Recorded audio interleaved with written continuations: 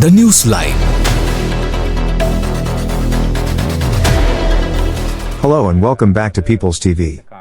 Does the name Ilhan Omar ring a bell? She is a Somali American, born in Mogadishu, Somalia, on October 4, 1982. At the age of 8, she and her family fled the Civil War, spending 4 years in refugee camps in Kenya before immigrating to the United States in 1995. They eventually settled in Minneapolis, Minnesota. Omar is now a Democratic politician and a U.S. representative, making history as one of the first 2 Muslim women elected to Congress, alongside Rashida Tlaib. Omar holds several key positions and has shaped major policies. She has led initiatives on immigration reform, climate change, student loans, and is a prominent voice in the pro-Palestine movement in the U.S. Each of these roles reinforces her influence in the American political landscape. By championing immigrant and student communities, she builds a loyal base that transitions from student visas to full citizenship. Her work in climate change and environmental policy strengthens her public image as a progressive leader, giving her visibility and credibility across multiple arenas. Together, these positions allow her to shape public discourse, influence legislative priorities, and consolidate power among key demographics aligned with her broader political agenda. Her approach bears a striking resemblance to the strategy used by Hamas in Gaza, where operatives present themselves as journalists, aid workers, or charity organizers by day, while pursuing militant objectives behind the scenes. Similarly, Omar's multiple public roles allow her to cultivate influence and credibility across U.S. constituencies while advancing political goals that critics argue are aligned with radical Islam. Through these offices, figures like Omar can pave the way to radical objectives, shaping policies and attitudes from within. Donald Trump, observing this closely even before his presidency, has recognized the danger. One pressing issue in the U.S. is the surge of anti-Semitism on university campuses, often disguised as student activism. Omar, through her advocacy for student loans and immigration, has indirectly fueled this trend by allowing more immigrant students to enter the country via student visas. Leaders like Trump have seen firsthand how hostile agendas can exploit the freedoms and platforms provided by the U.S. Trump has taken action to confront these threats. He pushed for impeachment proceedings against Omar and criticized her, pointing out that Somalia, a country overwhelmed by starvation and terrorism, cannot be a credible guide for America's future.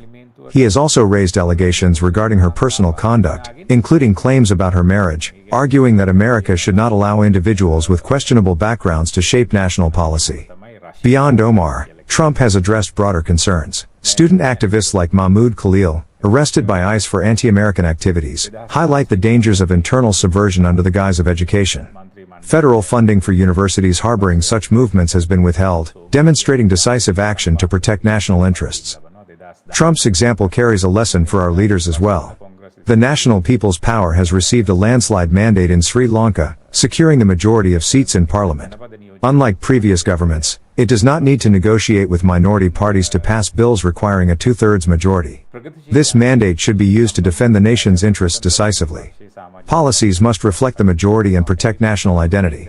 The burqa must be banned, halal certification strictly controlled, and political and business decisions must stop compromising the majority to secure minority votes. The dangers of minority appeasement are evident in Sri Lanka. Muslim ambassadors are appointed to Arab nations not because the host countries require it, but to appease minority political parties. Businesses compromise national identity to retain minority customers, and domestic workers in the Middle East are sometimes left vulnerable by diplomats more loyal to religious ties than to their own citizens. Hypocrites like Mujibur Rahman attempt to intimidate the government into unjust decisions, questioning authorizations for journalists to travel and demanding stances on Israel versus Palestine. Such interference cannot dictate national policy. Trump's approach reminds us of the consequences of inaction. While touring the United Kingdom, he stated that the war between Hamas and Israel will only end when Hamas releases its hostages, noting that while the media may have forgotten the atrocities of October 7th, he is not. Similarly, Sri Lanka cannot afford selective memory. After the Easter Sunday bombings, boycotts of Muslim businesses were urged, yet today the victims are forgotten while radical Islamists are often supported. We focus on Israeli businesses or hypothetical threats in Aragon Bay, yet ignore Katankudi, which resembles a miniature Saudi Arabia, the Russian crime rings in the east, and the influence of Australia and China. It is time for Sri Lanka's leaders to act decisively. Stop appeasing minority parties, protect the interests of the majority, and safeguard the nation's sovereignty and identity. Learn from Trump, Confront threats head on, defend your people, and ensure that national policy is guided by loyalty to the country, not to external ideologies or minority pressures. The time to act is now. If this report helped you see the situation on the ground clearly, don't keep it to yourself. Like, share, and subscribe to People's TV, where truth has no agenda, and facts speak louder than spin. Subscribe us for more details.